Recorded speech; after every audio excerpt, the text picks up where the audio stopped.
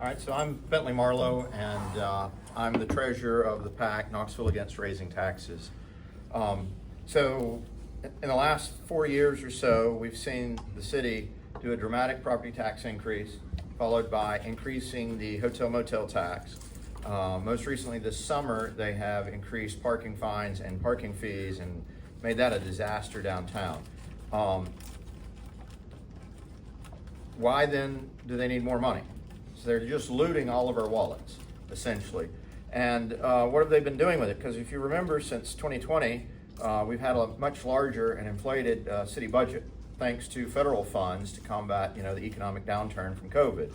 Well, they've chosen their priorities. They spent $11 million on a recently completed swimming platform and changing rooms at Meads Quarry. They did a huge revamp at IAMS. They put in a $1.5 million controversial art installation there at the Cradle of Country Music Park.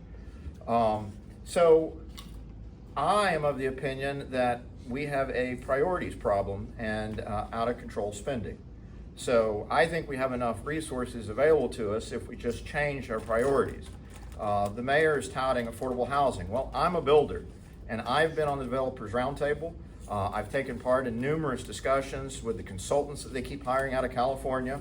And the consultants in 2022 gave them 66 recommendations on how to streamline development.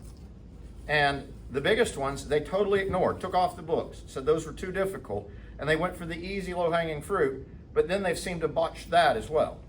So she's leading with this is all about affordable housing, but in reality what's happening, and if you want to go back, I'm kind of a nerd and go to all the city council meetings, but on the same agenda, you had Randy Boyd's Delaney building, which is luxury apartments along the first baseline of the new stadium, because he was getting pilots and TIFs, and in that package, they have to disclose their construction costs and their budgets.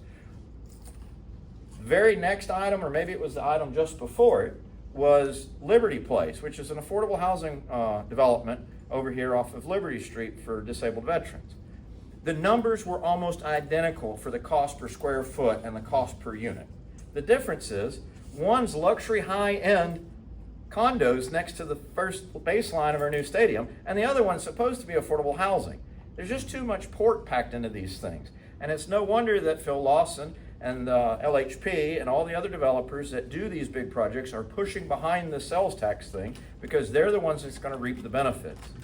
The other interesting thing is that on April the 26th at her budget luncheon, Mayor Kincannon said that their city's finances were in great shape. In fact, we were going to prepay $25 million of not yet due debt on the convention center. But then less than 3 weeks later, in the middle of having her council had already voted on her budget at first reading, but not yet second reading, and the budget doesn't talk about any need for money. She's having this press conference saying we're in a dire need of money. Well, what changed? Well, a $42 million grant evaporated thanks to the Doge project. And that grant was for parks, greenways, and sidewalks in East Knoxville. She projects to raise $47 million in the first year for parks, greenways, and sidewalks. Looks to me like she's trying to substitute the loss of that grant by coming out of our pockets for priorities that she's prioritizing and not what we actually need. We've got to close Gay Street Bridge that they're opening for pedestrians. They're still pursuing a $60 or $70 million pedestrian bridge across the river just a little bit further down. It's like, how many pedestrian bridges and sidewalks do we need?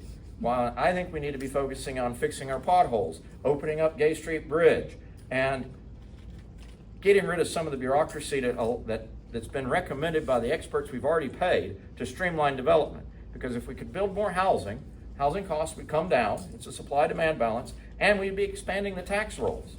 Like, if you take an empty lot, I've done it, I've bought empty lots, my tax bill on an empty lot might be $12 to $15 a year. I come and I put a 3-bedroom house on it, my tax bill on that lot jumps to about $2,600. So if you could do that thousands of times over in all the empty lots across the city, they would have their money without dipping into everyone else's pockets. So early voting is October 15th through the 30th. Election day is November 4th. So I would urge you all, please tell your friends, your neighbors, the folks you work with, the folks you go to school with, go to church with, urge them to get out and vote. Because once this tax is implemented, it's going to be permanent. They never give back tax dollars. So we've got to turn out the vote. So I appreciate everyone, letting everyone you know about it, urge them to vote. Start a phone tree if you don't already. Call your neighbors, call your friends, and remind them and urge them to go vote. Thank you. Anyone have a question?